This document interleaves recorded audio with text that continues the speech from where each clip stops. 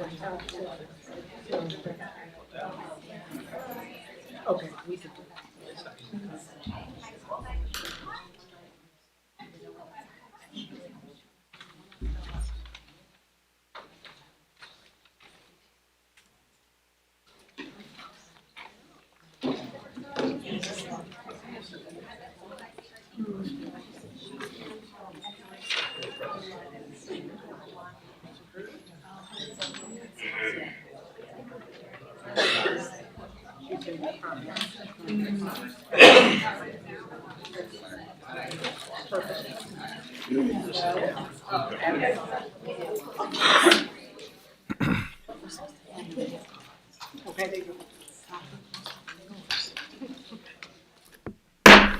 Good evening, everyone. Welcome. I would like to call the Peoria Public School Board of Education meeting for February 10th, 2025 to order.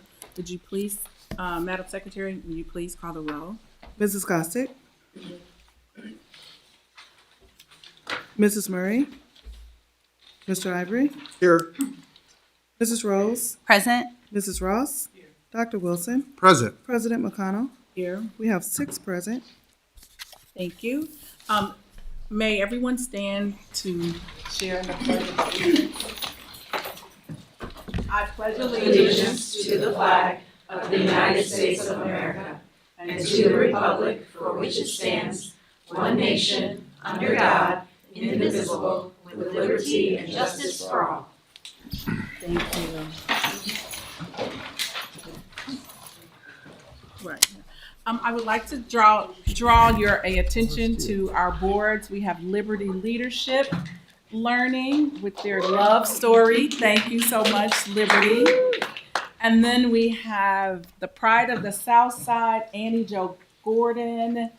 And they look like they did a Black History board. This very, very nice. Thank you so much, Annie Jo Gordon. We have announcements from the board, and I'm going to start with celebrating the Philadelphia Eagles. I am a Kansas City Chiefs fan, but I'm an Eagles fan too if I had to choose an NFC team. So I'm representing on behalf of their overwhelming win. And for any fans out there, congratulations, and that's that. Mr. Ivory, would you please share in the announcements? Yes. Warm up with a book.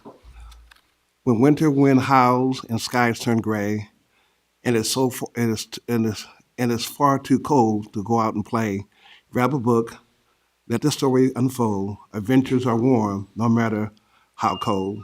In 30 short minutes, new worlds will find. Bright tales and knowledge will open your mind. So cozy up close, let the pages ignite, and the winter of reading feels just right. There's Janelle Sue. Oh, yes, may you? Spring break intercession. Spring intercession will be on March the 24th through the 28th. It is a great way to stay engaged. Make sure that most of the break are registered open. Please go to peoriapublicschools.org page, intercession program, for more information. Young Author 2025, Author Contest is underway. Let's encourage and celebrate our young PPS writers.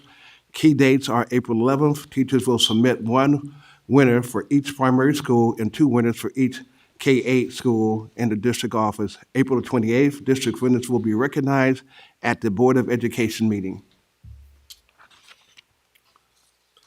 Thank you. Yeah, thank you.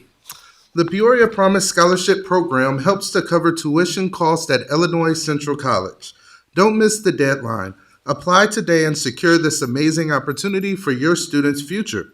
Applications for Peoria Promise Scholarships must be submitted by May 15, 2025.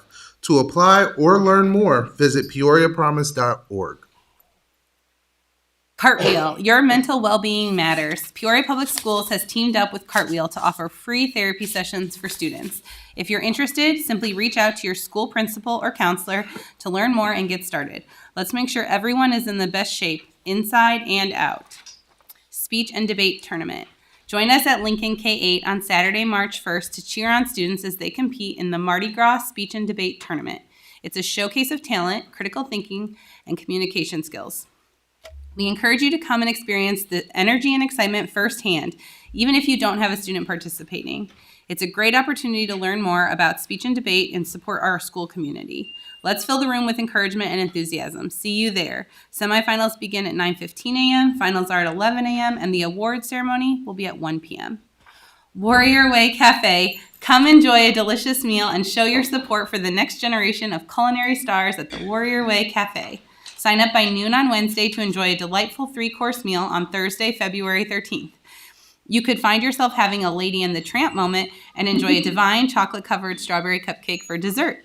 Dine-in or carry-out service is available between 11 a.m. and 1:30 p.m. for just $8 per person.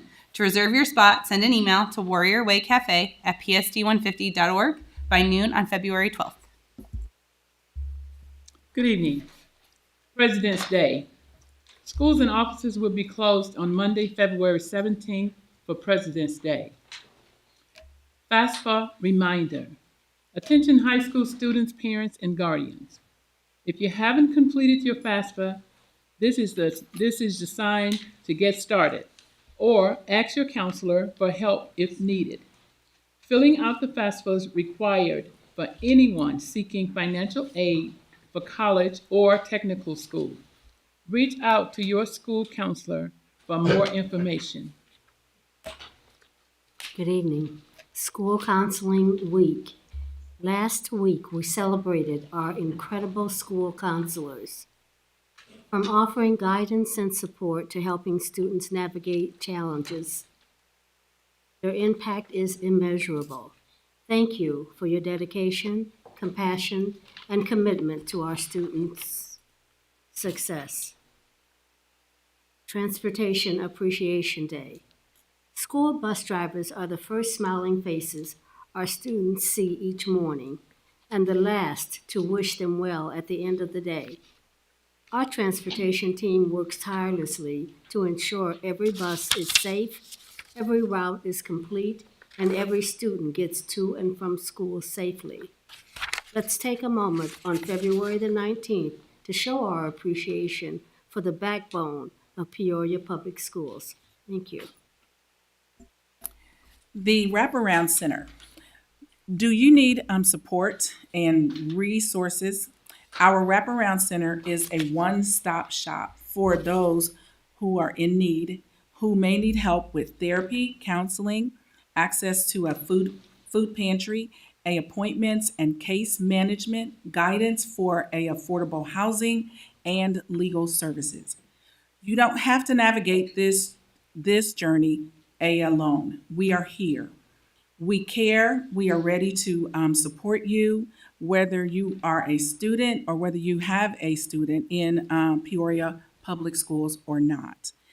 Our Wraparound Center is located at Treewind School, 1419 South Folkers Avenue.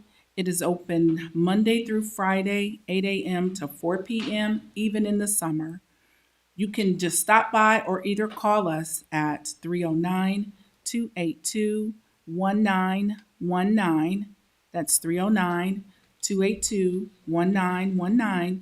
We are ready to help you take the next steps.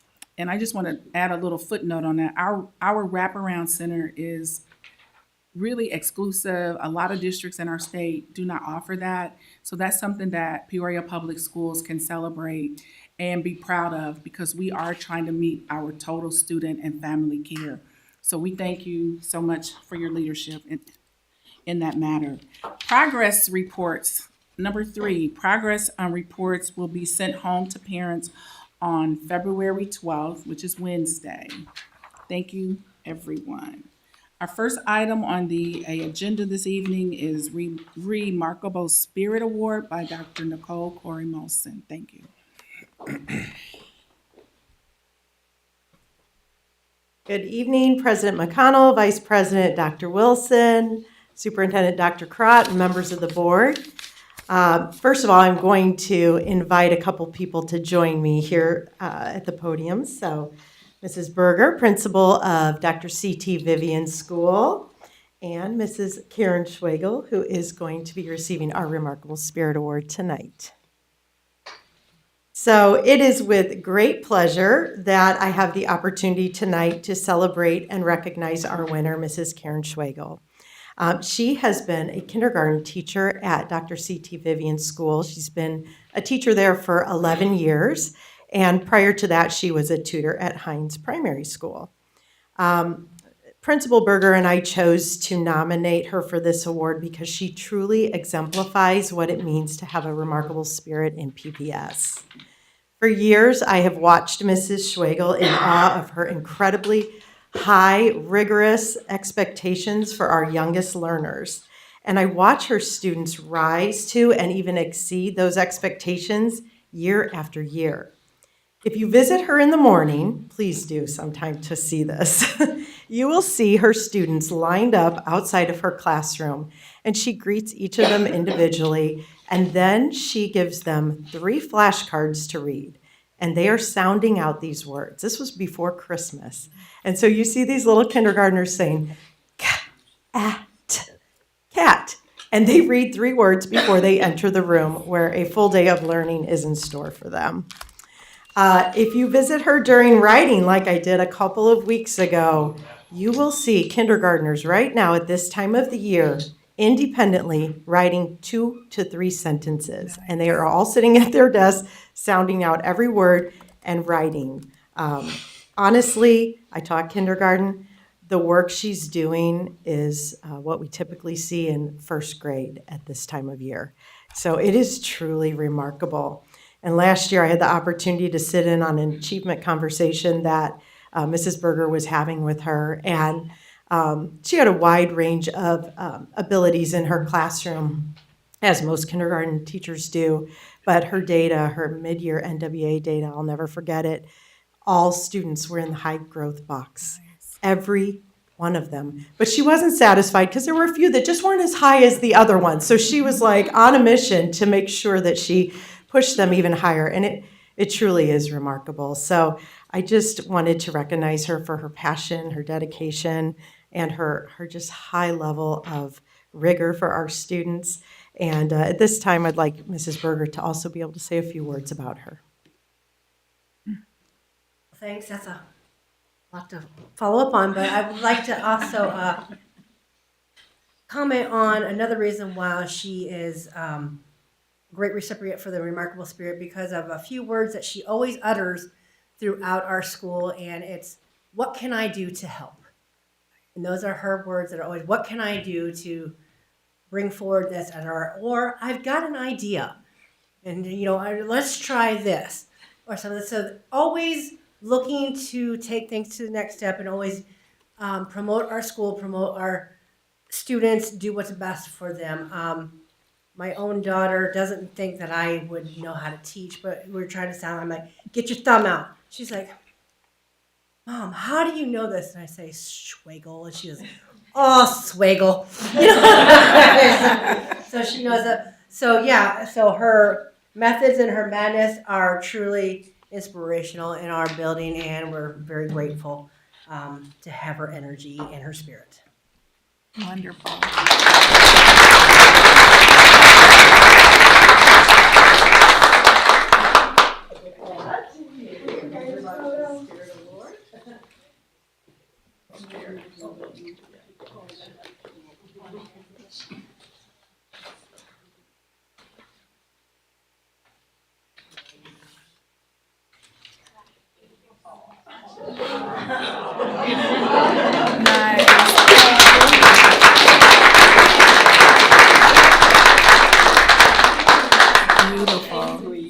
Come on, Mrs. Schwagel. We need to hear from you. Come on, please. Her whole family is Family here here. as Stand up, well. family. Please, will you Please all stand up, stand so we family. can recognize you? Thank you for coming. And they volunteer in her room. And the parents are her parents here? My mom. That's your mom. Thank you, Mom. Thank you. Thank you for inviting us. We're so proud. Yes, as you should be. Wonderful. Thank you, guys. She doesn't want to say anything. Her words are only for the 5 and under.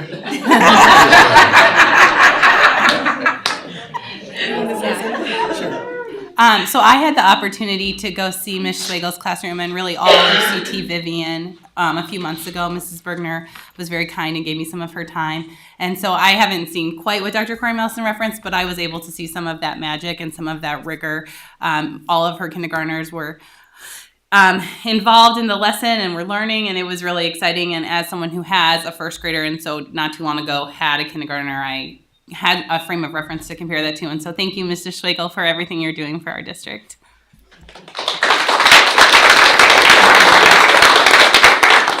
If I can just make a quick comment. Again, congratulations for the outstanding work that you do.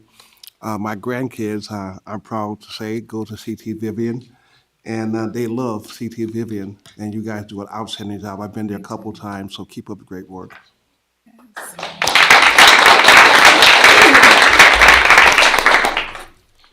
Okay, is that Ms. Molson? Okay, I see. So that's it for you. All right, community contributions and awards. I would like to take this privilege to have Mr. AJ Guyton stand if he's here. If he's not, oh, okay. Well, Mr. Guyton, will you come up? He was recommended for an outstanding leadership and achievement in sports. And so on February the 18th, the Illinois State Treasurer's Office, Michael Frericks, is going to recognize Mr. Guyton for his leadership, for his work, not only in the district, but for all of your contributions. You have contributed to Peoria High winning. You went on to Indiana and played, and God bless you to be able to go into the league and play. And so we are more than honored to have someone of your caliber to come and to work with our youth and with our teachers and our coaches, because it takes someone with some life experiences to be able to do the work. Sports is not easy. It's a very temperamental thing. I was one of those passionate parents who would yell at the game, who would have meetings with the coach, who would meet with the referees if I thought they were not fair, who would get on the website and remind coaches and refs of the IHSA code of ethics that they all signed. So I know it is not easy. And so, Mr. Guyton, I just want to thank you for your tolerance of us, especially parents such as myself, and for any other interactions. It takes a sincere person to be able to do the work. And we do recognize that being a school teacher and a leader in the education field takes passion. It takes a lot of patience. It takes some tolerances, but I want to thank you personally, and the Treasurer's Office wants to recognize you, and you will, you and your family will travel to the Treasurer's Office in Springfield.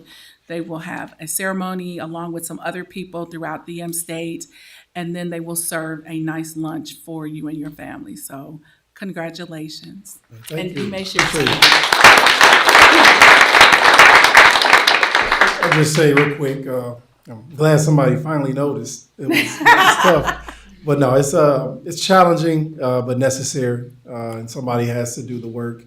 Without it, I was a Peoria public school kid. I came up all the way from kindergarten, from Whittier all the way up through Peoria High. And it is really an honor to be here, to have the opportunity to serve these students, regardless of what goes on around us. We know that the work is necessary. And I'm in it for the long haul, because I was once that kid that nobody that I knew I wasn't. I was education wise, I was struggling a little bit, but I used athletics to motivate me in order to get me to that next level. And as the older I got, the more mature I got, the more I understood the importance of education and succinct with athletics. So that's what my passion is to see these young people be able to have a system that's simple and that they can use to further their education. And I want to thank the Board of Education, Dr. Karat, yourself, you were part of that, that opportunity, for giving me the opportunity to be here and to continue to serve. As I always say, it's not about anything else other than to see our student athletes get an opportunity to further their education. And I'm going to go watch my daughter play right now. And she's one of those young athletes who benefited as well as me, myself, my younger brother, my father. We all graduated from Peoria High, and we all graduated from college. And my daughter will graduate from college, and we were able to use it to catapult our lives and our careers and take me all over the world. So I want to thank all of you for continuing doing the work. And I can promise you that regardless of what goes on, I'll continue to work. So thank you. Thank you. Thank you.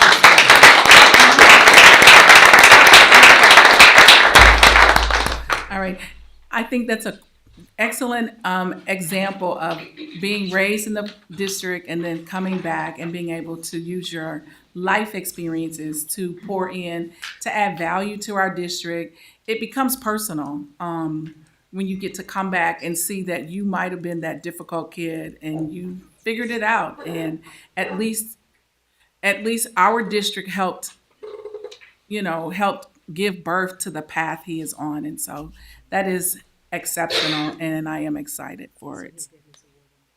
Yes, so the recognition will be February 18th in Springfield in the treasurer's office. Okay, who else do we have next? Oh, Kathy. Is Kathy right? Oh, hi, welcome. Yeah, he's not the one. Good evening, Dr. Karat, President McConnell, Vice President Wilson, and esteemed board members. I have the honor of telling you about a remarkable community contributor, Mr. Rick Pantages. First, you should know that he also was Peoria born and raised. He went to Von Steuben School, where he later taught, and graduated from Woodruff High School. He taught at Von Steuben, as I mentioned, as well as Hines and White School. He taught for 35 years, retired, and became a Catholic school principal for another 6 years, making a total of 41 years in education. It's in his blood. He has returned to the district as a volunteer with a Master Gardener gift for helping school community gardens flourish. At Charter Oak, he has transformed our community garden, which now offers a variety of fruits, vegetables, and flowers during summer months. He comes to the school and works with classrooms to plant in the spring, uses his science teacher skills to cover standards like life cycles and traits. He will stand at our dismissal with bagged vegetables to pass out to car riders. People offer him money, and he says, no, it's all free. He attends PTC meetings to provide information and to advocate for our garden needs. He has earned several grants to improve and maintain our community garden. He attends our Unpack Your Backpack events to pass out fresh vegetables. They're gone in about 10 minutes. It's amazing. He is beyond skilled and generous with his knowledge, time, and talents. We are blessed to have Mr. Pantages serving our school community and others in the area. Thanks to Master Gardener Pantages' community contribution, our school garden has grown from producing 220 pounds of vegetables 2 years ago to producing 420 last year. Nice. Of vegetables this past year. He is an eco-friendly hero at our school and a remarkable community contributor. Congratulations, Mr. Pantages.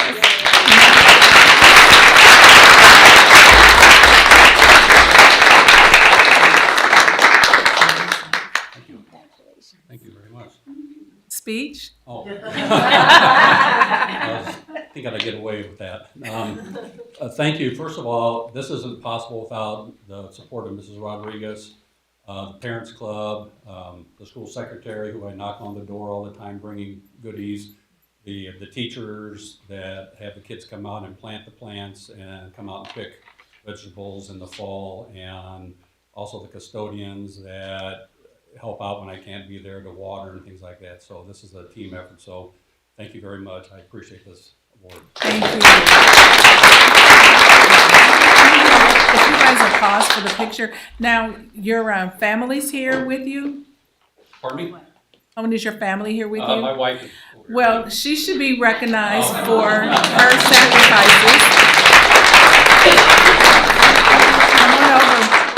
Come on over, Mrs.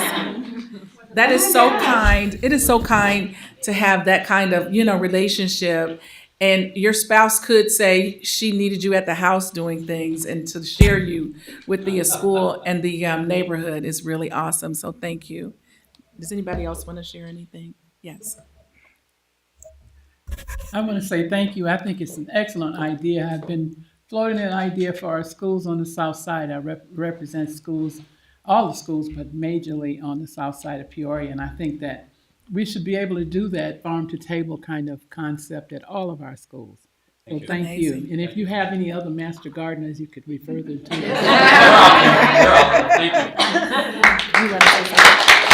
Pantages, I just wanted to thank you as someone who has tried your vegetables and how delicious they are. So thank you for all the work you're doing and will continue to do. We appreciate you. What an awesome leadership, giving back. That is a community spirit that should be duplicated 1,000 times. So we really value you and we appreciate that. And yeah, fresh food is really underrated. It really is. So thank you so much. We'll have Dr. Annette Coleman for presentation. Good evening, President McConnell, Vice President Wilson, board members, Dr. Karat. You all have already acknowledged our counselors. We have a PowerPoint that was playing prior to the meeting. Just wanted to take a moment to recognize the 31 wonderful counselors we have in this district, and just to ad-lib something that that we just spoke about. As a product of Peoria, I wouldn't be here today if it wasn't for my high school counselor, Randy Sleeth. He's passed away, but he was very instrumental in everything that's standing in front of you. So again, it's just taking a moment to recognize the wonderful counselors we have in Peoria Public Schools. Thank you. Thank you. Okay, does anybody have anything to share? Dr. Karat? Okay, so our next item is awards and recognitions by Dr. Karat. Thank you, President McConnell. Monthly, once a month, we recognize our most improved attendance for each month. So I'm actually seeking some assistance for this recognition. I've asked Ms. Brooks to assist and Dr. Corey Molson as well. So what do you have for us? All right. So good evening, Board President McConnell.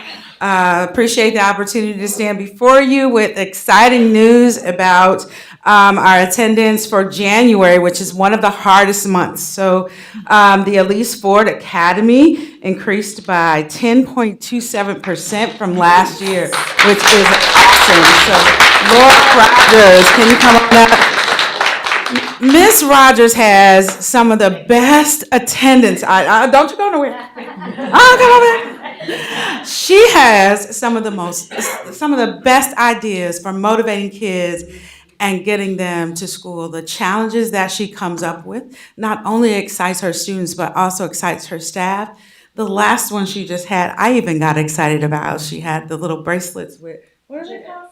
Gibbets. Okay. And the kids were so excited to get their gibbets if they came to school for a whole week. So, but she is always so creative about the things that she does for attendance. So I just wanted to say that how I appreciate your creativity and coming up with new ideas to spark kids to come to school. So good job.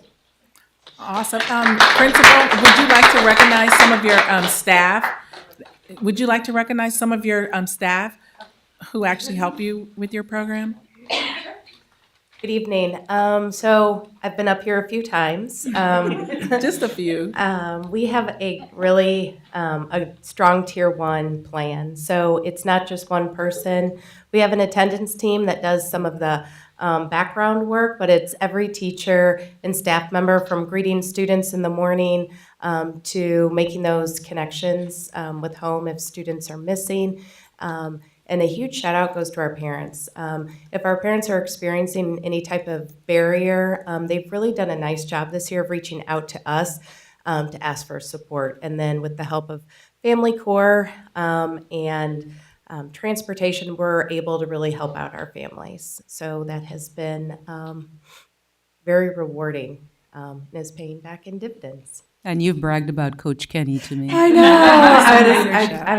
I'm not going to bring him up. Thank you. Thank you so much.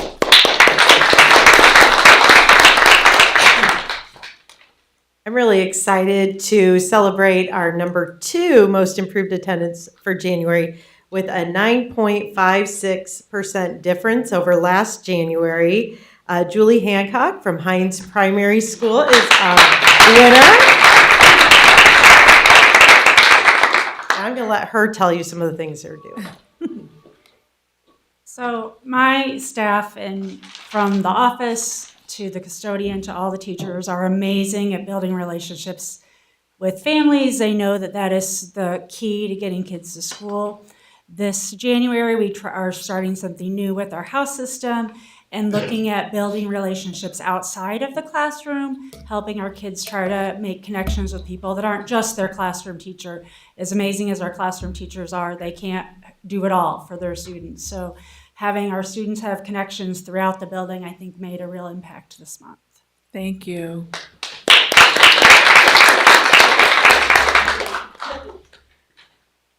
All right, and in third place for most improved attendance for January with a 7.27% difference, Whittier Primary School Principal Sarah Polnitz.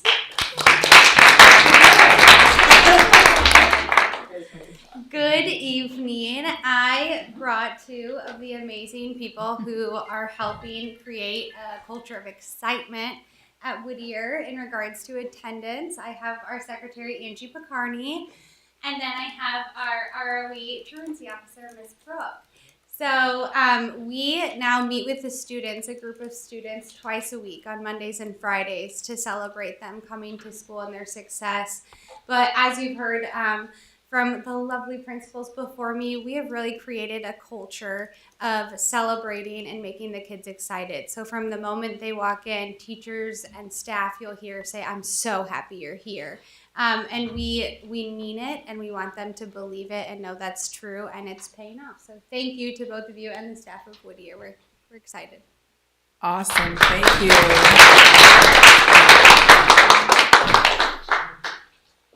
Hey, Dr. Karan. Yes, we'll have to get 2 gift cards for her for the help. Is Oh, okay? yes. Yeah. So thank you, President McConnell, and thank you, Dr. Corey Molson and Ms. Brooks, and congratulations to Ms. Rogers, Mrs. Hancock, and Mrs. Polnitz for the attendance, the top 3 attendance for the month of January when compared to last year's. So now we're going to recognize chronic absenteeism and schools that have improved, which means those numbers are going down. We have, which is amazing, and I think Ms. Rogers mentioned, every school has an attendance team. So there are a number of individuals that sort of help him to come up with strategies and all sorts of fun things to excite the kids and staff. So I was just looking at the numbers last week. We talked about the numbers last week. I get reports every month, all of us. We get reports about where every school stands. So RISE, last year, RISE was at 52% chronic absenteeism, which is not a good number, right? And in January. So this January, they're at 30%. So they have reduced, that's actually very significant. So Miss Bridget, please come up, our principal of RISE.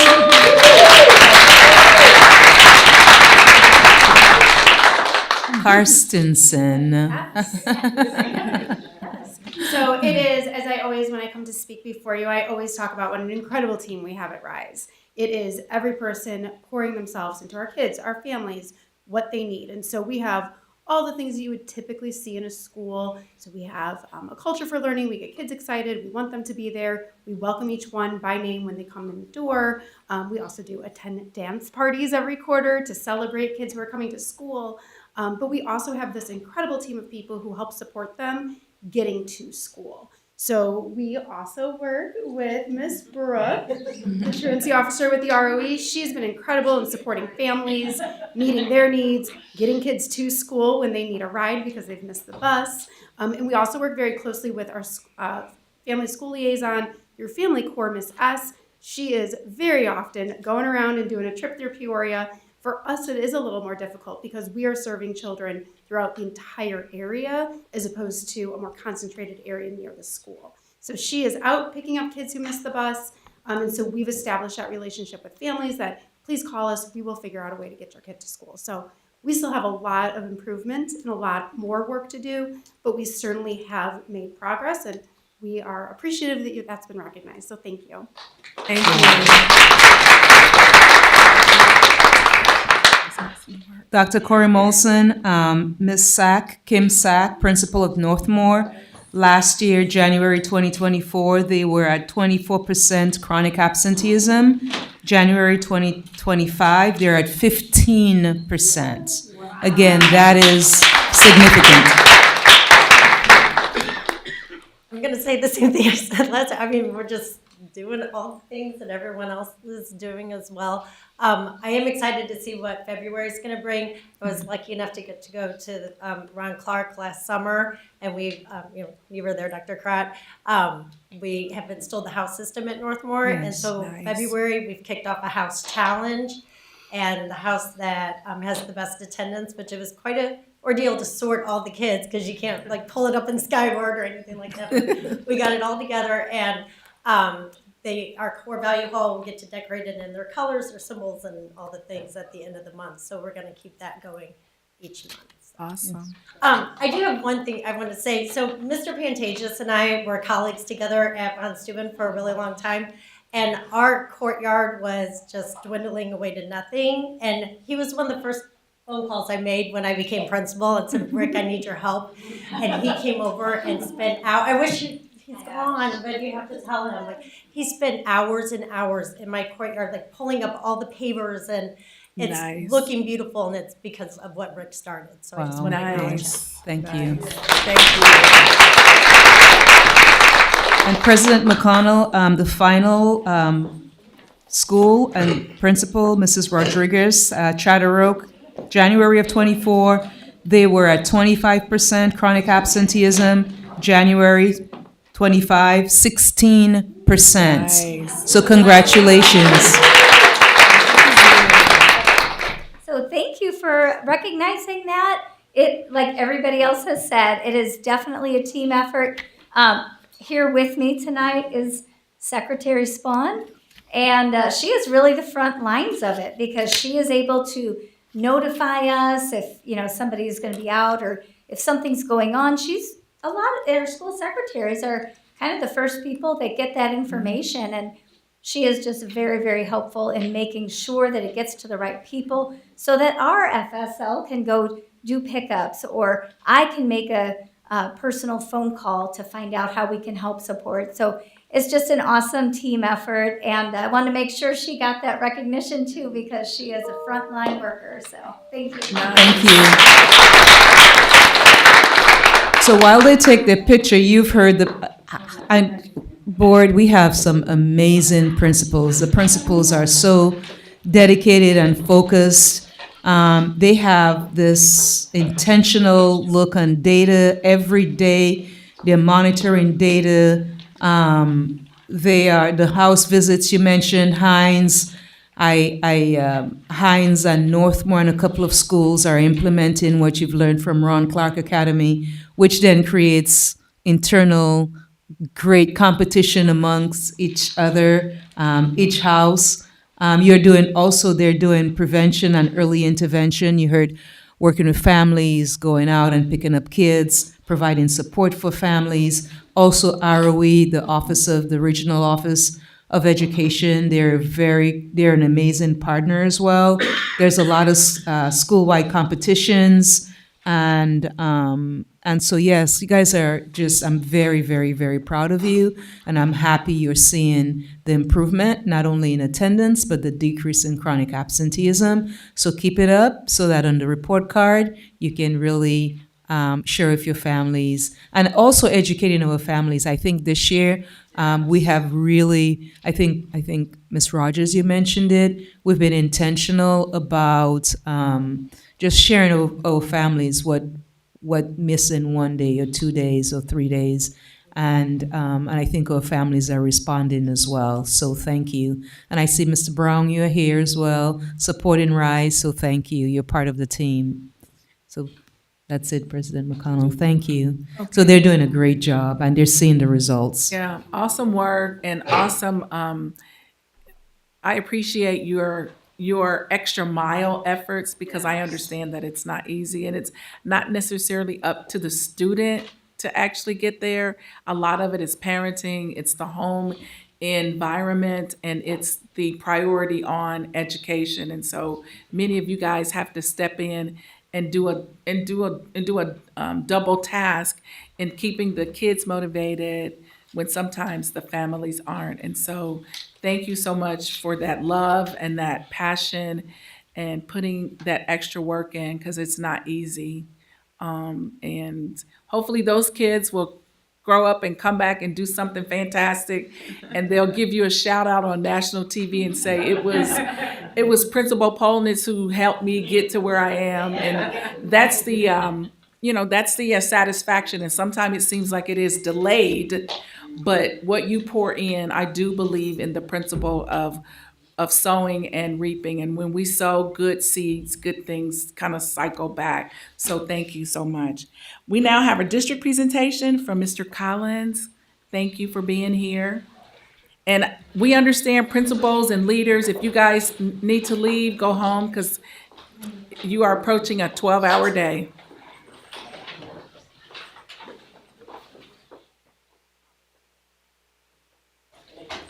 Hello, good evening.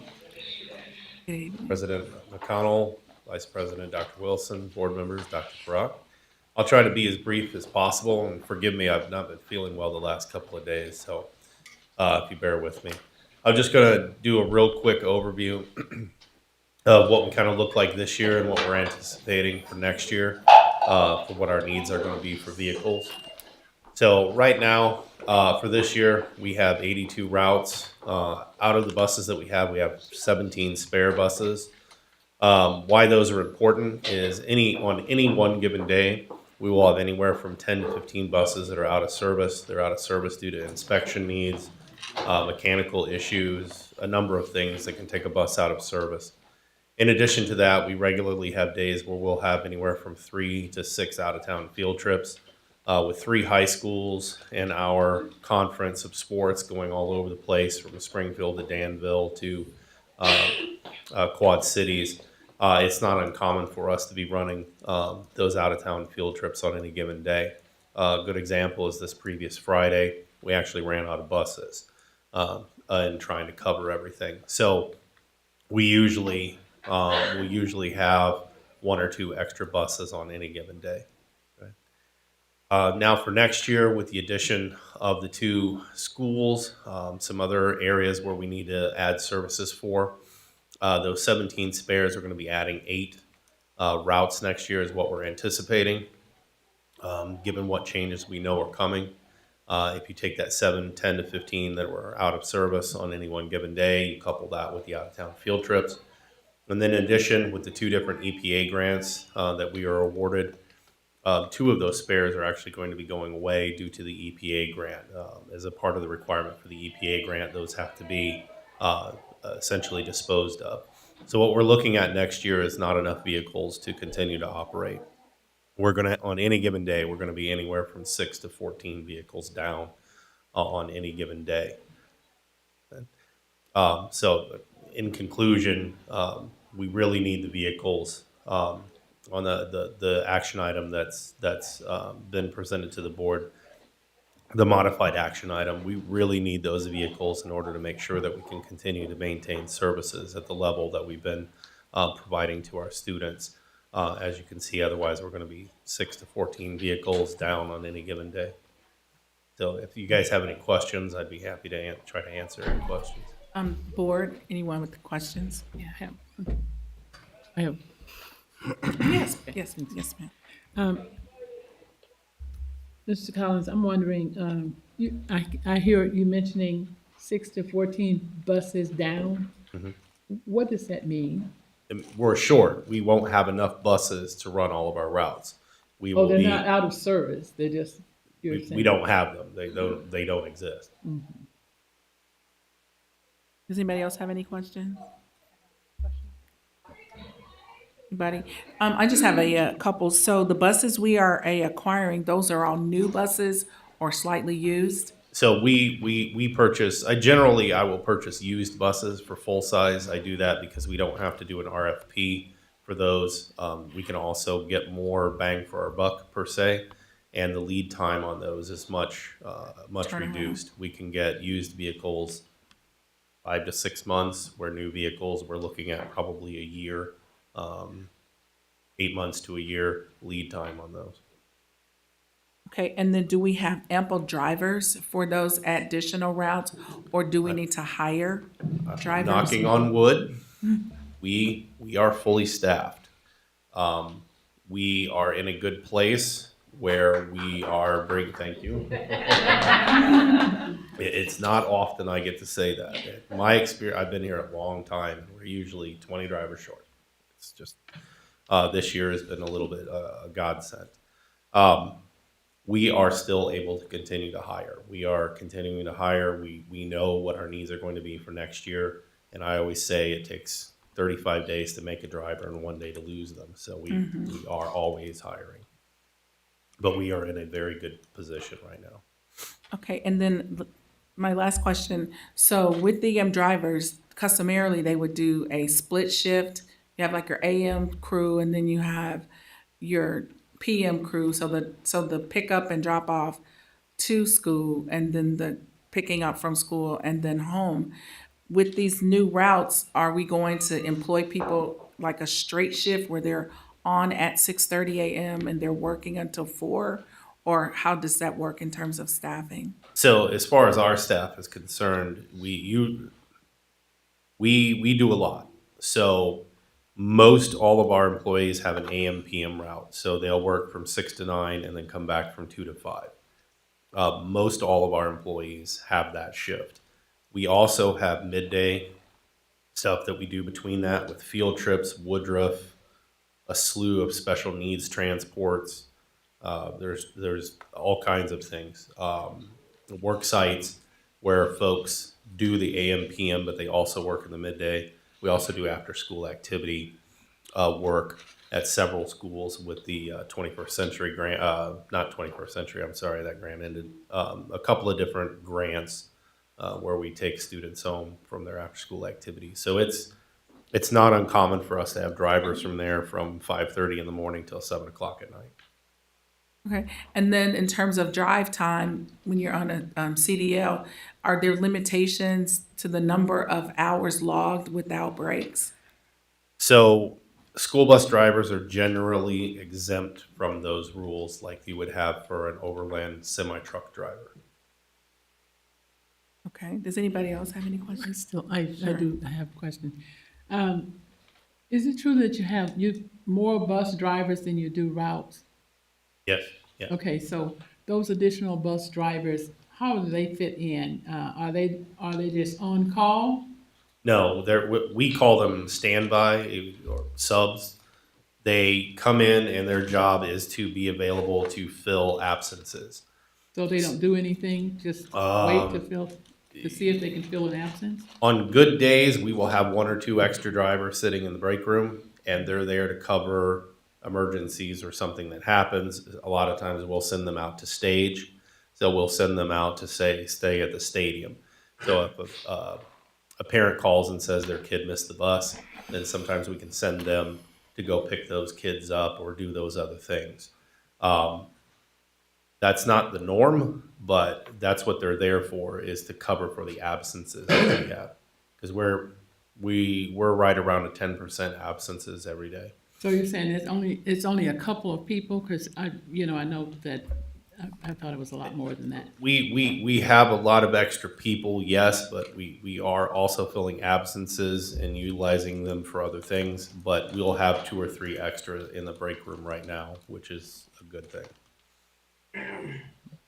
Okay, and the other question I have is, the buses that you want to purchase, are those electric buses? No, the ones that we're going to be purchasing are diesel.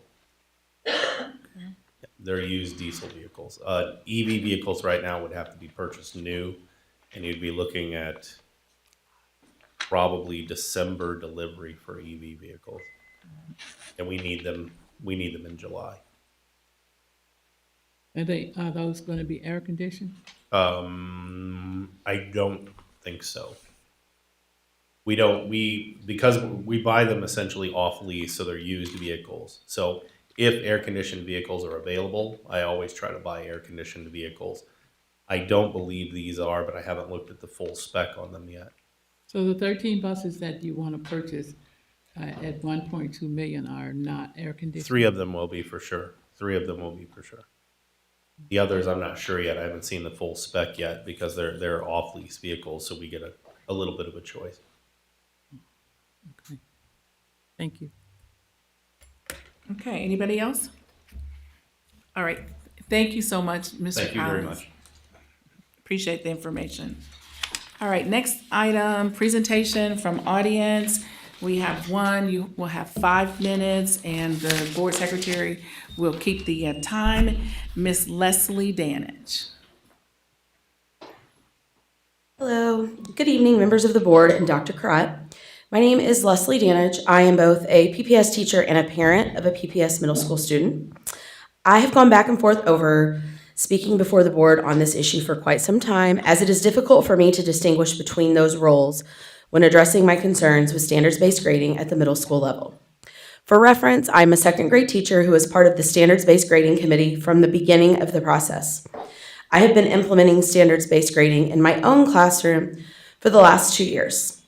Although I had questions, and there were some bumps in the road along the way, I have largely supported that decision. At the primary level, standards-based grading allowed teachers to focus on the individual standards and address the discrepancy of students memorizing work and receiving an A when they had not mastered many of the standards for reading or math. The change came at the same time as many changes in our curriculum. I am currently using this in my classroom of 26 students. My first concern for standards-based grading at the middle school level is the amount of students middle school teachers see on a daily basis and will be responsible for entering grades for. At the primary level, we have 10 reading standards each quarter, 11 math standards each quarter, and 4 non-academic standards that are to be updated monthly. We do not enter science or social studies grades. At the middle school level, this would mean a teacher could be entering 15 to 16 standards for 75 to 90 students. I also have concerns about the retesting process.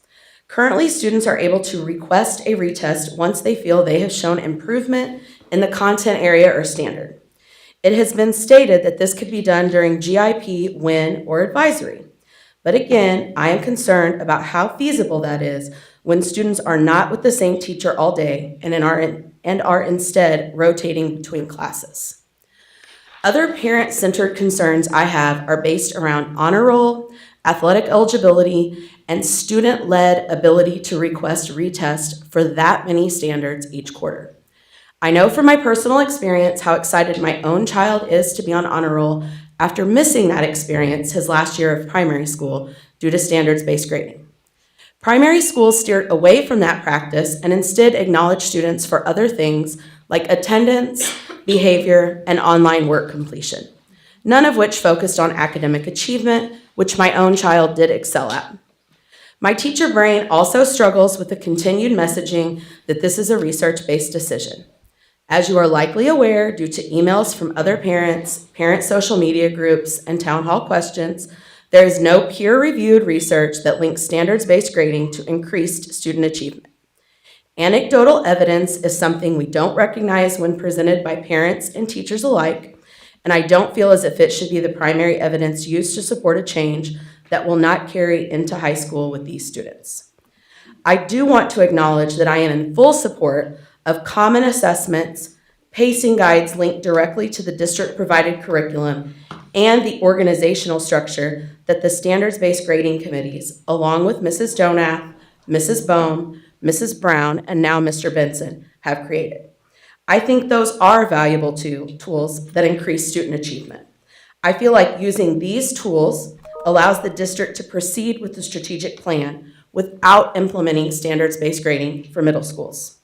As I am concerned for time, I would also like to highlight concerns with changing Skyward, yet again, for our primary teachers and families, the inability to use group work that has been the focus of our new science curriculum for middle school, and the group work that continues to be valuable in middle school when covering large units of study in social studies.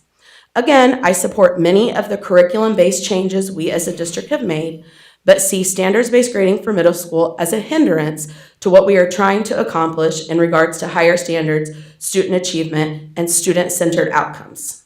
If you as a board decide to continue with the implementation of standards-based grading as planned, I would encourage you to ask the questions parents are asking via email and in town halls.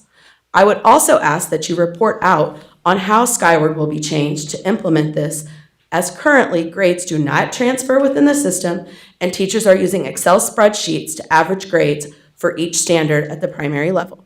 Thank you for your time, and please reach out to me if you have any follow-up questions, as I would be happy to answer any of them or repeat any of this information.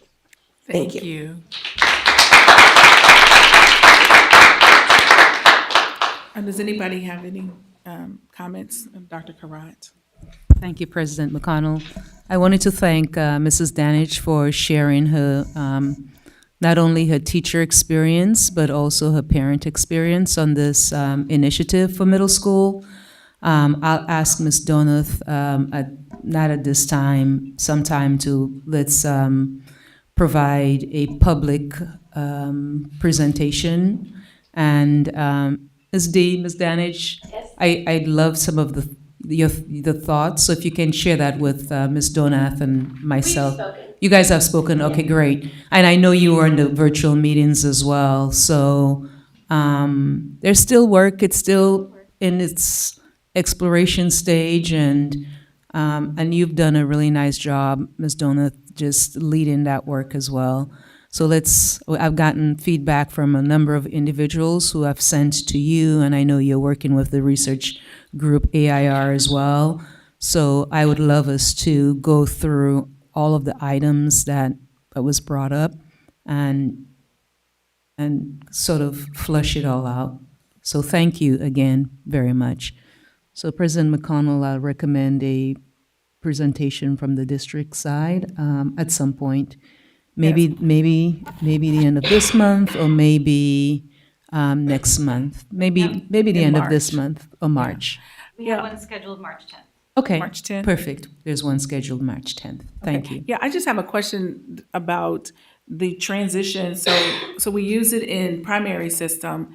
Middle school is going to transition and be added to what's already happening in primary school. So does it stop when they get to high school? Yes. Standard-based grading? Yeah, it's So how is that going to parallel? Because middle school is to prepare kids for high school, and then high school prepares you for your next level. So if we're not grading, that's concerning to me.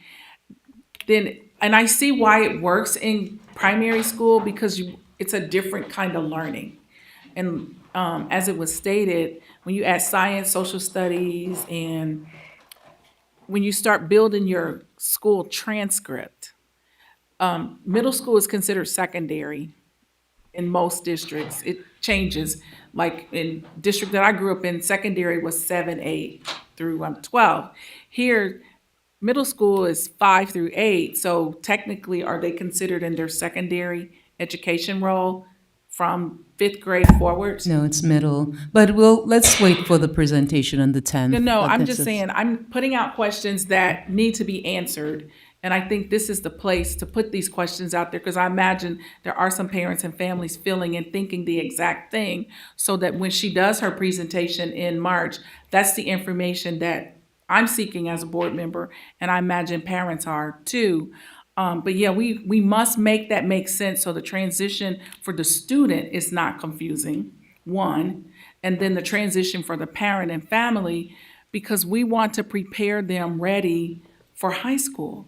And if we're confusing them with the way we are grading, and I get behavior and all that kind of stuff, I would hope by the time a student gets to the 5th grade, you've learned a kindergartner principle, how to play nicely with others. Of course, some kids, mature at different levels, but I think we do need to transition this to make it make sense, so our kids are. And in my mind, I'm thinking if we did it for 5th and 6th, because I see that as primary school, but that's my background. And then we transition to high school grading 7th and 8th, it's just going to be confusing. And I just think we need to really think about how that's going to set well with parents and get feedback from more teachers, because that matters. And the data entry, how is this going to transition with Skyward? We parents use that as a tool to measure student progress. We need to make this make sense so that it helps the teacher, doesn't add a layer of frustration, because instead of grading 5 things, now they're grading 16, which is time consuming as well. So I know Thank you. 20 teachers are piloting it right now, and so on March 10th, there'll be a complete report. And if you have Okay. any additional questions, any board members, just send it to me, and I'll make sure that Tracy, Mrs. Donath, incorporates it into her presentation on the 10th. Thank Okay. you. All right, thank you. All right, thank you so much, Mrs. Danich, for your time. Next item, approval of minutes from December 9th. Madam Secretary, motion to approve. Second. Okay, Madam Secretary, roll call. Mrs. Costick? Mr. Ivory? Mrs. Rose? Aye. Mrs. Ross? Dr. Wilson? Aye. President McConnell? We have 6 ayes, motion carries. Thank you. Information items, superintendent update, then financial update, budgeted expenses, and then proposed expenditures over 2,500. Then lastly, report of requests under the Freedom of Information Act, status of such. Dr. Karat. Thank you, President McConnell. Just another big congratulations to all the principals and their teams, the attendance teams, chronic absenteeism teams that were recognized this evening, and those who were very, very close, and those who were not recognized but are still making very good progress. We're proud of you. Keep your eyes on the prize and keep plugging away. So I wanted to just congratulate the schools. They're all working very hard and intentional. And then just remind parents that, again, from curriculum, Ms. Dona's department, letters were sent to the 8th grade families, students, and their families of students who are not doing well in algebra and could use some additional supports and resources.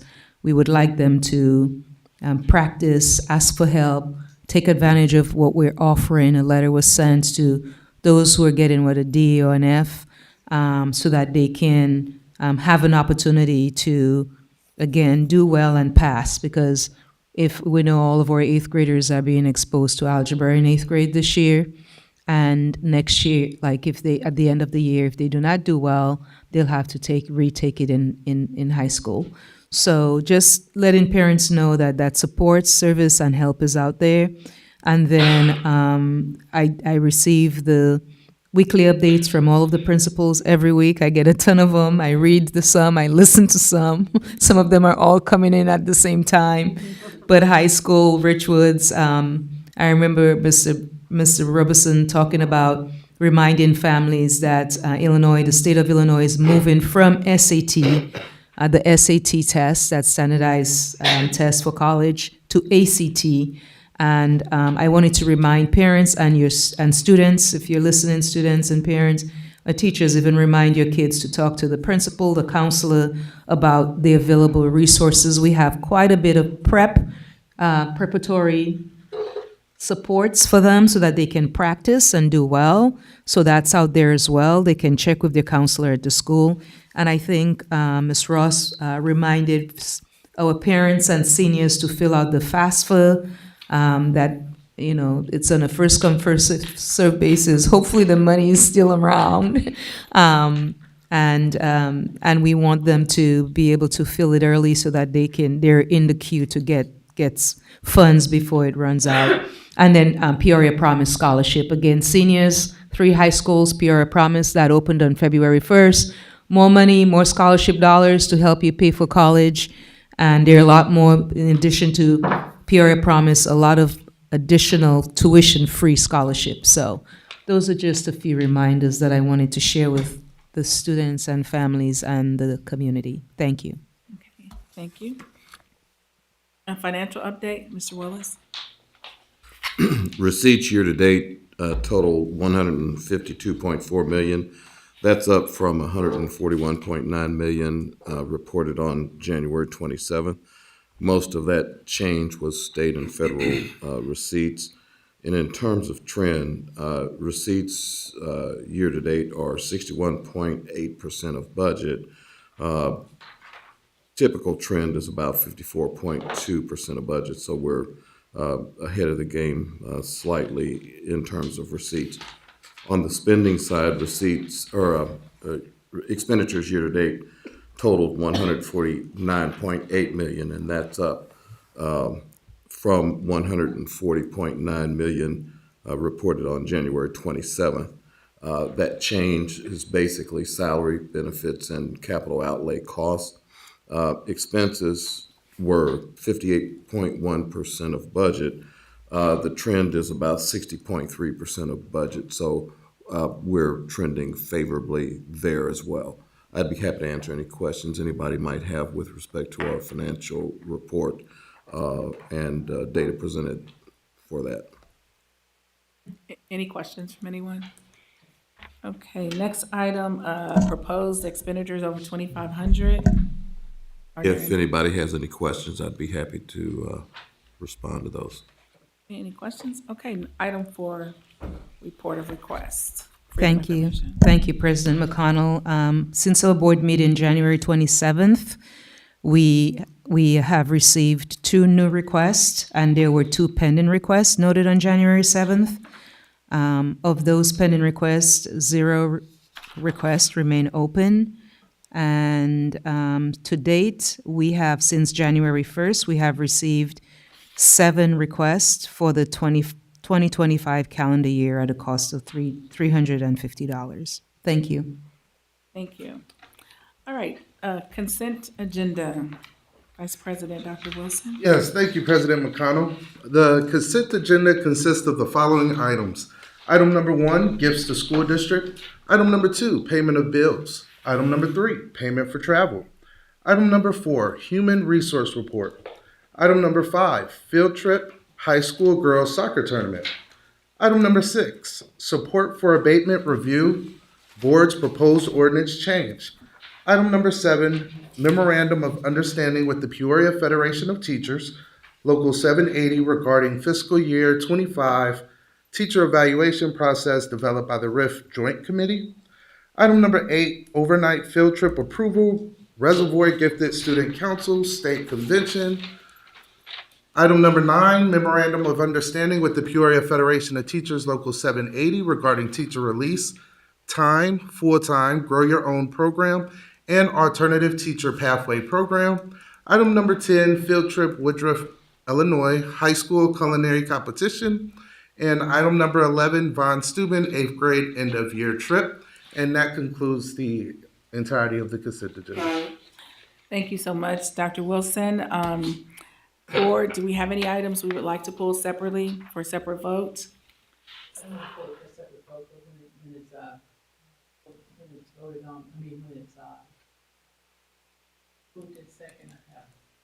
You have some questions? Okay, motion? So moved. Sorry. Second? Okay, unreadiness, Mrs. Ross? Item number 6, support for abatement review board's proposed ordinance change. Can we get the explanation on that for the public? Sure. The Abatement Review Board has formed and is looking to amend a resolution or an ordinance that is on the city's books right now. That ordinance gives a 10-year abatement or makes 10-year abatements possible on residential new construction. The proposed ordinance change modifies that so that that abatement is possible not only on new construction, but also on rehabs or renovations. And the review board is looking for support of various political entities on that particular ordinance change that's being proposed. And I understood that there's a lot of documentation that's listed in the in this proposed action. So what the lay term is, whatever tax that we're paying now will remain the same for 10 years. Whatever, that's correct. The taxes we are paying now are unaffected. The change would be taxes that relate to the improvements. Yeah. And So- that tax is being, the proposal is to abate that, those taxes on the improvements. In other words, any improvements, the district would not receive any taxes on that. For 10 years, correct. Correct, that would be correct. So is that for residential? That's on residential. Yeah. The ordinance pertains to residential properties only. Yes. It's an incentive So- to encourage individuals to Right. invest, because we're not getting anything there right now anyway. Right. So it's an incentive to. It's an economic development tool. Yes. That hopes to promote residential development. Like And upgrades increase or that. just Upgrades, improvements, yes. And new construction, which is a lot happening, Right. especially on the south side. But I'm concerned that entities such as public entities such as Peoria Public Schools, Park District, City of Peoria, will be left out of any type of taxes for 10 years on any new construction. I understand it's an incentive for for construction and for enhancement, but I'm just wondering if is that a good deal for us? Yeah, I think it makes sense if you have areas that are underdeveloped or not being developed. The areas that they are talking about are under. Southside and Averyville area. Yeah, they are currently underdeveloped. And this is one tool that hopes to spur some development where right now we're seeing not very much. So the bottom line to this is we will receive less resources. No. We won't, what we're receiving right now will continue to get. It'll just be locked in at the rate that it is. It'll be locked in where it is right now. So if on a residential property, we're getting $1,000 in taxes, we'll continue to get that. If that residential property makes $20,000 of improvement, that the taxes connected with that improvement, if this is passed, and then it passes at the city level, the additional taxes that we would receive on the improvement would be abated or delayed 10 years. 10 years. Right. So then has the council approved this, or is it pending with the council? It's not pending with the council yet. It's not gone to the council. Right now, the proposed ordinance is at the abatement review board stage. that body makes recommendations to the city council. The city council is not obligated to take the review board's recommendation, but the review board is meeting right now to discuss this. And so we are, and the review board has asked the participating taxing entities to support the initiative, which is why we bring the proposed agenda item tonight for your review and approval. Okay, so then we're just being proactive, not knowing if it's going to pass. That's correct. Well, I kind of like the idea of just holding off on that and let's see what happens. I mean, they don't need our approval if they decide on it, correct? Yeah, they need the taxing bodies that receive taxes. So they need our approval. The review board is interested in support. our support. That's correct. Okay. Which is why we brought it to you for your action. Yeah. I'm just concerned that, again, there are a lot of plans for, especially what we're trying to do on the south side, and to lose all that tax improvements, taxable yeah, improvement. Taxes would kind of stifle the. So, Mrs. Ross, what we should have done is just pulled this for a separate vote so that we don't hang up on this one and not approve the other ones. So, board, what is your pleasure?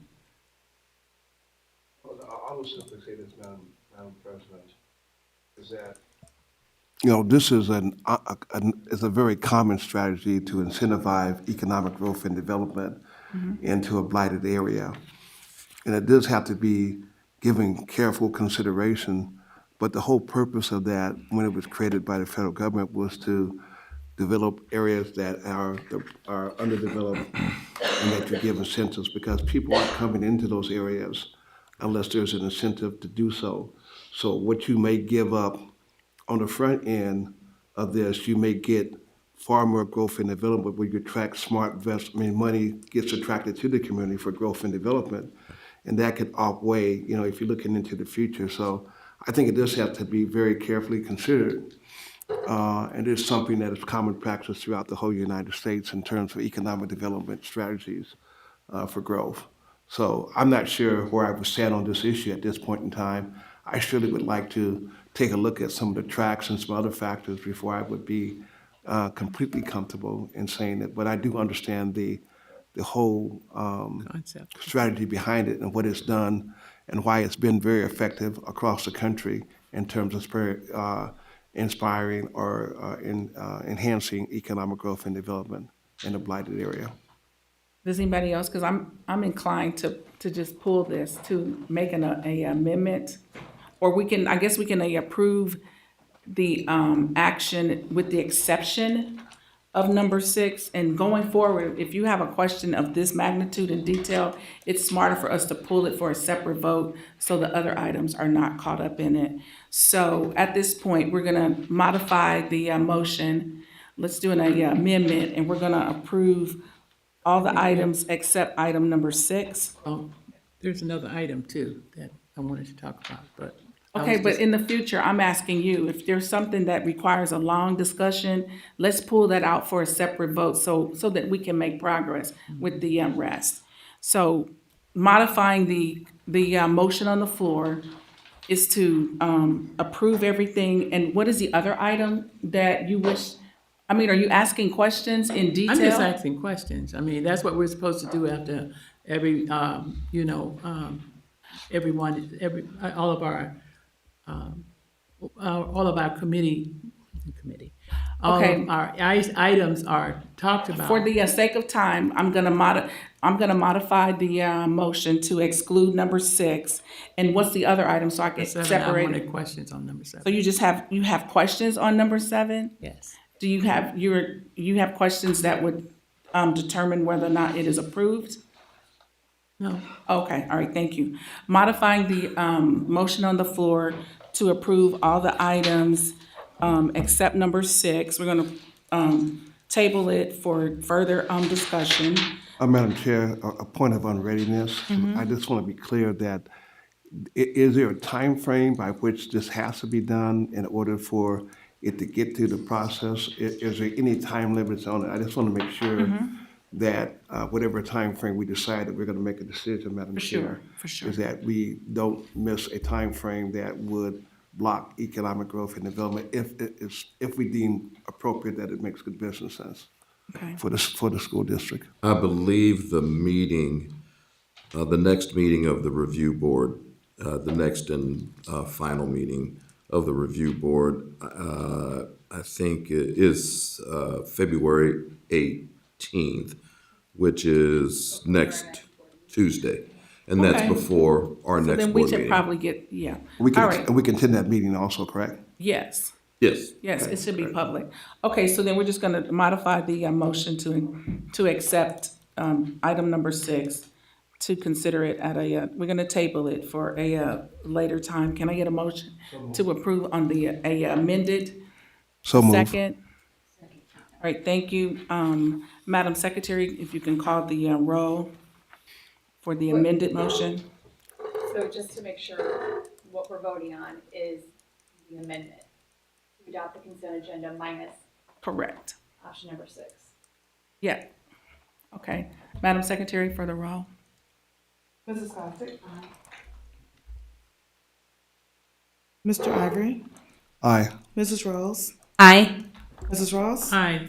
Dr. Wilson? Aye. President McConnell? Aye. We have 6 ayes. Motion carries. All right, thank you. And then you just had some follow-up questions on number 7? Yeah, same kind of thing. I wanted to understand, after reading everything, understand what this means. What does this,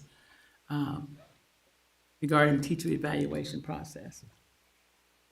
That would be Dr. Karat Karat. can Yeah, do that. so Dr. Ike, we work very closely with, it's an annual item board that you vote on. It's the district's joint Senate Bill Committee group with the union and administration. I mean, it's actually very, very benign, just to approve the memorandum of understanding between PFT and the Board of Education around the required Senate Bill 7, which just kind of provides guidelines in terms of what the evaluation instrument entails, the professional part and the student achievement part, which is student growth, working collaboratively with the union. That will change pretty soon. We were in a meeting today where that will change. I think they're getting rid of the growth, but it's just a benign annual process that it has to be done in collaboration with the union, so, yep. You're welcome. Okay, and that might be something that in the future, when we're doing things like this, to include when the packet goes out, what that Senate bill says, so that we don't have to look it up, but that it's readily there, just for Yeah, understanding. it's in the back. Oh, it It's- is? Okay, all right, wonderful. All right, moving on to the deliberation agenda. I think you have to have a vote on that. Consent, and then we gotta go back to number 6. Number 6.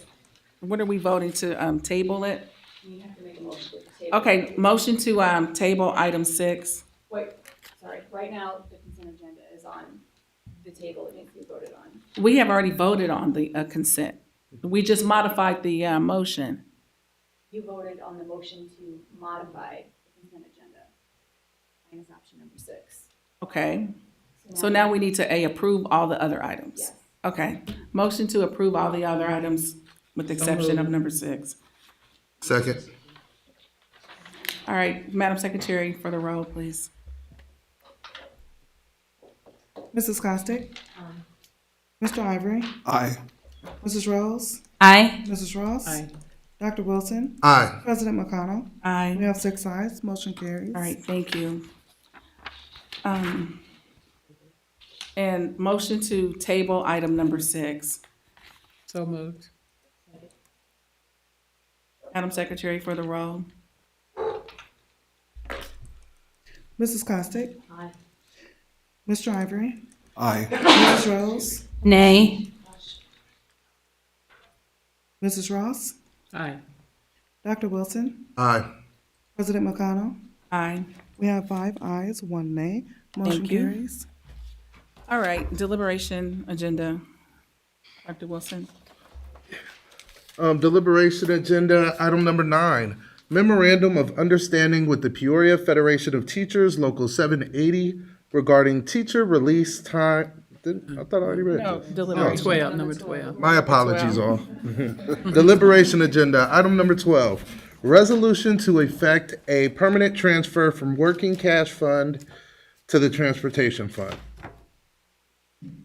All right, is there any discussion from any board member?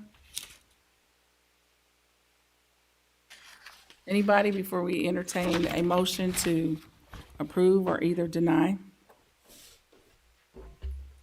Comments from anybody? Okay, question. There was a question when we were discussing this before, and I think President McConnell, you may have been the individual that brought it up. As far as the permanency of the working cash, whether or not that could be amended so that that money could be paid back. Yeah, if for any reason some state funding or something becomes available. We want to consider that. I think it's a great idea. So then how would we term it then? Permanent transfer? Would Wouldn't we it be just take out an the word amendment to permanent?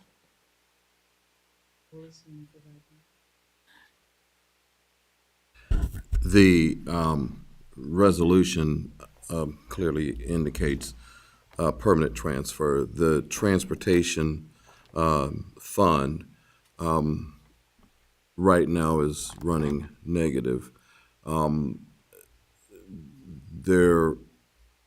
The projections for the transportation fund are that fund will continue to run negative simply because the state really underfunds transportation.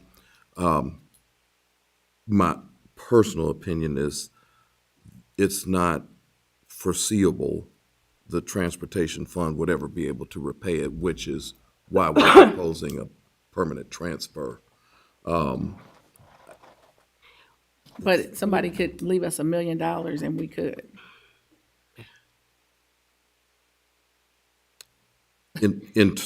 So in terms of whether or not the transfer should be permanent, if it's permanent, the transfer would take working cash balances from about 27.5 million to about 26.25 million.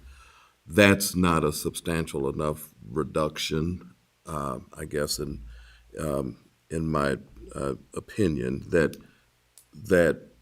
the permanent transfer would do any financial harm to working cash, which is why we're proposing the permanent transfer instead of just a transfer payback situation. So whether it's permanent or we open it up, whereas if we should get a windfall, it doesn't affect being able to purchase the buses. It's just a matter of if we should ever get some type of funding, that money can be put back. So it's not affecting it.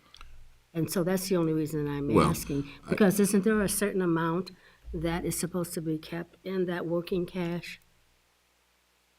There's no state law requirement on the working cash level. Okay. No.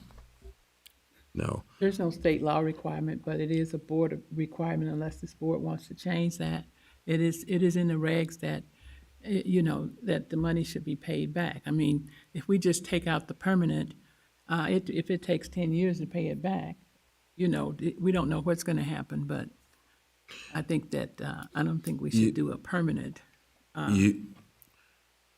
If the transportation fund is able financially to repay or put money back in working cash, can it?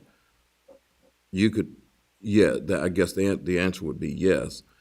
Whether you have permanent in the language or not, if the transportation fund was doing well enough to pay the money back, the word permanent on the resolution doesn't stop you from doing that. You could do that anyway. It's a function of what can the transportation fund afford. And if they ever got to a point where they could afford to do that, that could be done even though that says permanent.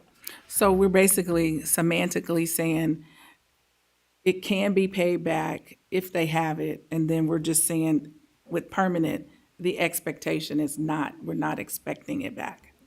Yes. Okay, so we can just take the word permanent off and then everybody's content.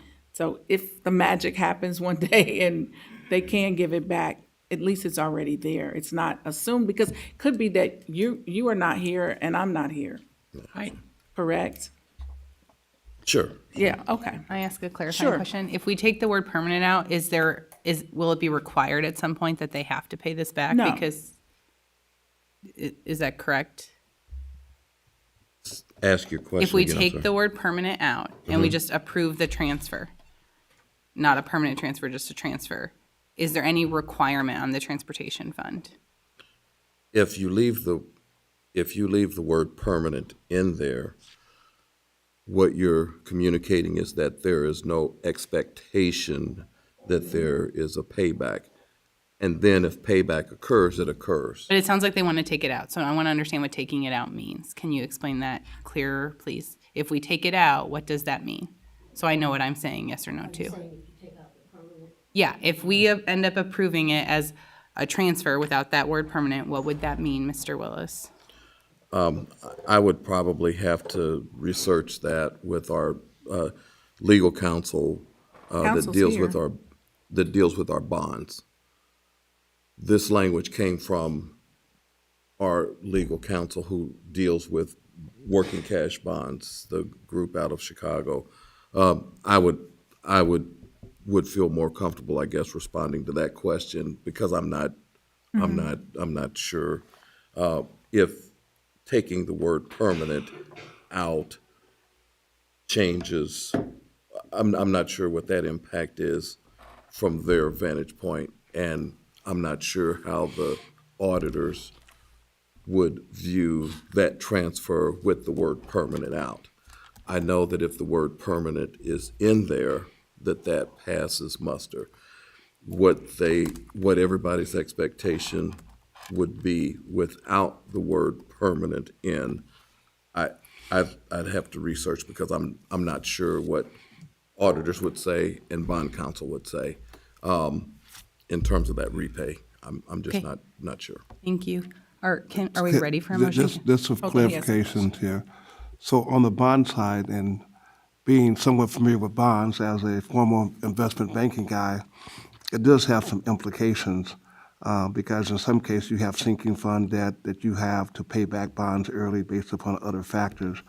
I'm just not sure that what we're making a decision on is that critical to take permanent out of it, because what you can do is simply come back at any point in time at the board's discretion and do whatever you want in terms of putting something back in the budget. Am I correct in understanding that?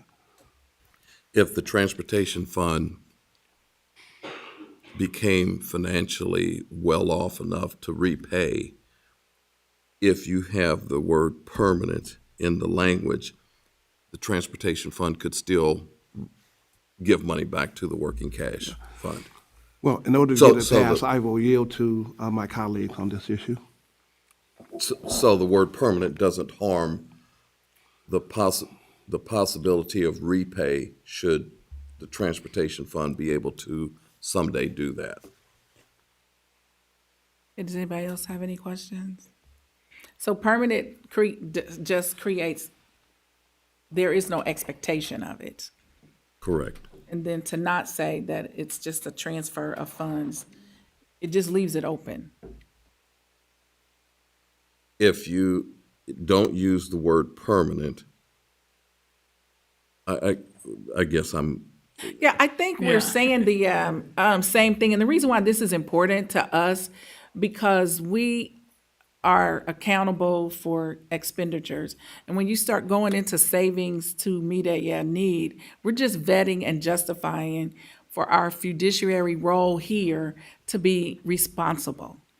And that's why all the conversation is here. We are not negating the what is necessary and what is needed to operate.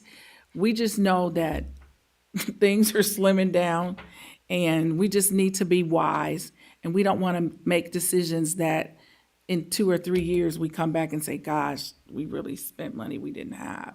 So that's the sensitivity here. And is if everybody's clear, then we can have a motion to vote tonight, or you guys want to table it and wait on the language? Can I make the motion to approve as it is worded now? Yeah. I want to approve it as amended by taking the permanent out. Okay. Because So- he keeps referring to the transportation fund, but it could Right. come from other places. We recently, last year, got $2 million, for whatever we wanted to do with it. So if we needed to put that money back into there, then We we could have, would. well, the expectation is there. Yeah. Okay. So everybody's clear? So I'm not bond counsel, obviously. I do think if you remove the word permanent, then there is an expectation. The transportation fund has to pay it back. But it doesn't say when. No. It could be doesn't say from that. It could be 10 infinity. years, it could be 20 years or whatever. But Yeah. it could be the transportation fund gets an extra $50,000 and they have to start paying back this many dollars out of whatever they have. Well, that would be determined by the board at that moment. What if you take the word permanent out? No, it would be determined by the board at that moment. That if they got an extra $1 million, it would be the board's discretion to say, we need to replenish back in savings what we took out for buses. And I think that's the big issue for most of us is we just want to be wise about it, and we taking money out of savings serious.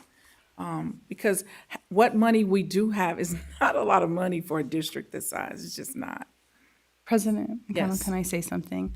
So I also think taking money out of savings is a very serious thing. I'm with you. I share your concern about if we're taking it out, we should try to put it back as best we can. But I would really like to approve this with the word permanent in, because we can, as Mr. Willis has said, we can still pay it back if we leave the word permanent in and money shows up. But if we take the word permanent out, it puts a lot of pressure on the transportation fund, which is already underfunded. So it's probably not where the money is going to come from. And it might have other implications he's unaware of because we don't have bond counsel present.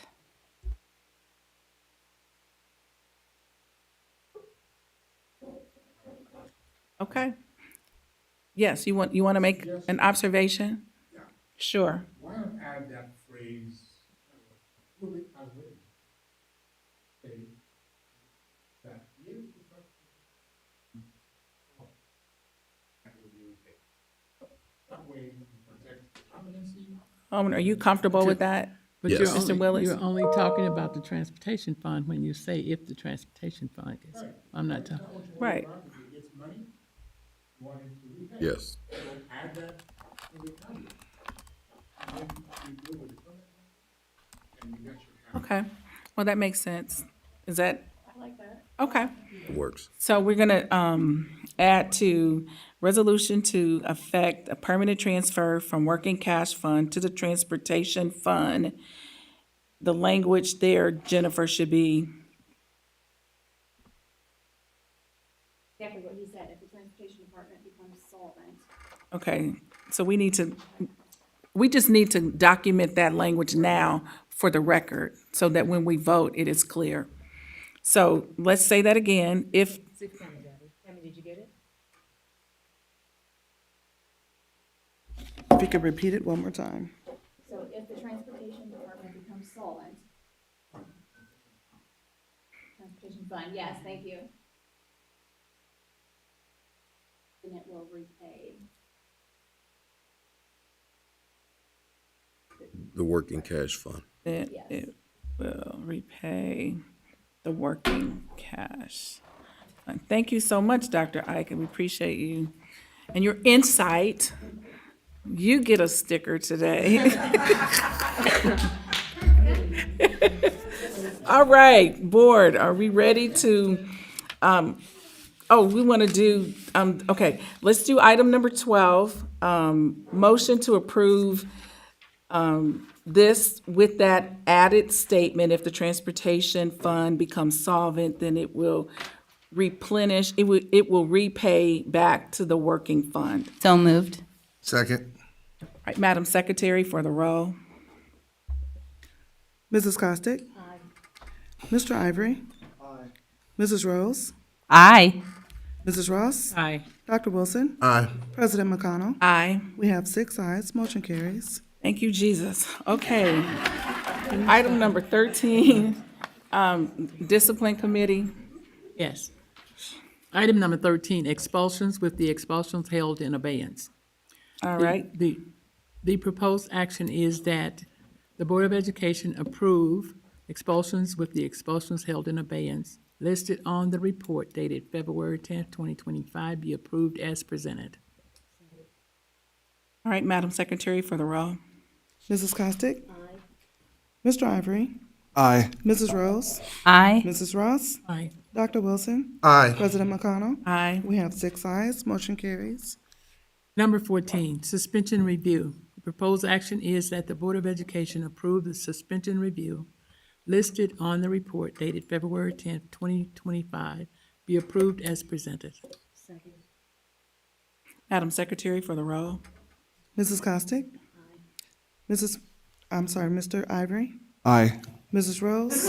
Aye. Mrs. Ross? Aye. Dr. Wilson? Aye. President McConnell? Aye. We have 6 ayes, the motion carries. All right, presentation and suggestion by board. Are there any? Is now the right time to shout out the innovation convention and the chess tournament from this past weekend? Yes, you can do that now. Okay. So I just wanted to congratulate all of our middle school scientists who worked hard on different inventions that were featured last Wednesday at Von Steuben during the invention convention. I know that they worked hard on those, and it was really, really cool to see some of the great things that they came up with and to get to walk around and hear them talk about their inventions and their dreams. And I can't wait to see some of those someday in stores to purchase. So I want to shout them out because that's awesome, and I look forward to seeing who maybe makes it to the state level there. And then I also want to shout out all the hard work that goes on to put on the chess tournaments that take place, because I can only imagine how much work goes into putting those on. But also the students who work really hard and participate. There was a lot of big upsets. There was a lot of people who got to play upgrade levels. It was really neat, as someone who's never really played chess, nor do I really fully understand it, to see the excitement and the enthusiasm and to be part of that. So way to go to all of the students who are working hard. Great things are happening. Report from board committees. Buildings and ground, policy. The Behavioral Intervention Committee's next meeting is February 27th. That's a Thursday at 7 p.m. virtually. Policy Committee will next meet February 19th here at PPS Admin Building. At 5? 5 o'clock, correct. Okay, and buildings and grounds?